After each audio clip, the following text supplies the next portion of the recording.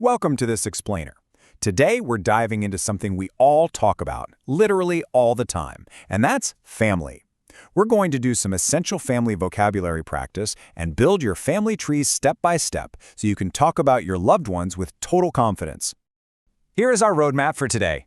We'll start by meeting the immediate family, then we'll expand your family tree.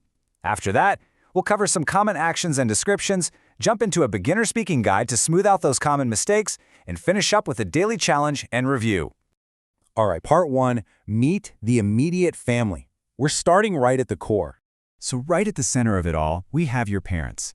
Your father or dad is your male parent. Your mother or mom is your female parent. Together, we just call them parents. So you might say something like, my parents are kind, or I live with my parents. Notice how natural that sounds when you put it together in a sentence? Next up, we have siblings. Now, a brother is a male sibling. So if your parents have a boy, he's their son, but to you, that's your brother. A great way to practice this is saying, I have one brother. Or maybe, my brother likes football. And on the flip side, a sister is a female sibling. If your parents have a girl, she's their daughter, and to you, she is your sister. So, completing our inner circle here, you could say, my sister is a teacher, or she has one sister. These are the absolute basic building blocks of any family. Moving right along to part 2, expanding your family tree. Now, visualizing family trees is incredibly helpful. Let's look at the generations. Picture step 1 at the very top of the tree. We have your grandparents, meaning your grandfather and grandmother. Then, moving down a branch to step 2, we find your parents, right alongside your aunts and uncles. Finally, down at the bottom in step 3, that's your generation. That includes you, your siblings, and your cousins. So let's quickly define those extended branches. Your uncle is your mother's or father's brother, and your aunt is your mother's or father's sister. Now, any child of your aunt or uncle, that's your cousin. You might say, my cousin is my best friend, or my aunt is a nurse. We also have nephews and nieces.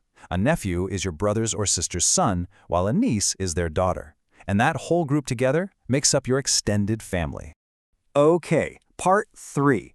Actions and descriptions, because we don't just want to know who they are, we want to talk about what they're like.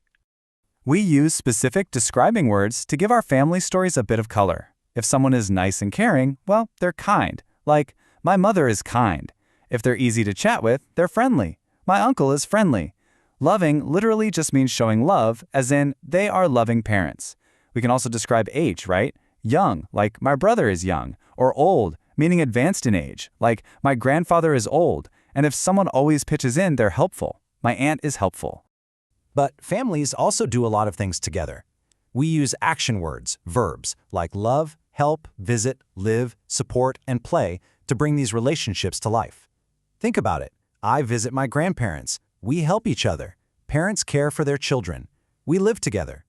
Mixing these action words with the family vocabulary is exactly how you talk about your everyday life. Which brings us to part 4, our beginner's speaking guide. Don't worry, we're going to clear up a couple of very common hurdles here. Okay, so a super common mistake is saying something like, she is my mother, name is Sarah.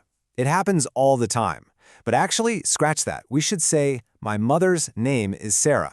We have to use that apostrophe S to show that the name belongs to the mother.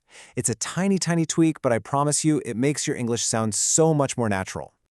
Here's another one to watch out for. Instead of saying, I have 2 brother, the correct way is, I have 2 brothers. Why? Because 2 is obviously more than 1, so we absolutely must add the S to the end of the word brother. Remembering plurals is a real game changer when you're talking about having multiple siblings. All right, part 5. Time for the daily challenge and review. Let's see what you remember. Quick review question for you. Who is your father's brother? I'm going to pause for a second here. Actually say the answer out loud. Yes, if you said your uncle, you hit the nail on the head. Excellent job. Okay, let's try just one more. Who is your brother's daughter? Take a second, say it out loud. Fantastic. The answer is your niece. You are doing an absolutely great job locking in this family tree vocabulary. That leads us to our core word of the day, which is relative. The meaning is super simple. It's just any person who belongs to your family. Your uncle, he's a relative. Your cousin is a relative. Basically, anyone in that whole family tree we just visualized is a relative. And that brings us to this wonderful thought from our source material today. Family and relatives are an important part of our lives. I want you to just let that sink in for a moment. It's a really meaningful way to anchor all the vocabulary we just went over. Because ultimately, language is about connecting with the people who matter most to us. So, I'm going to leave you with one final question, a little homework challenge for you to take away. How would you describe your family? Try using some of the describing words we learned today. Words like kind, friendly, or helpful. Seriously, try speaking a few sentences out loud right now as this explainer wraps up. Thank you so much for joining me, and I'll see you next time.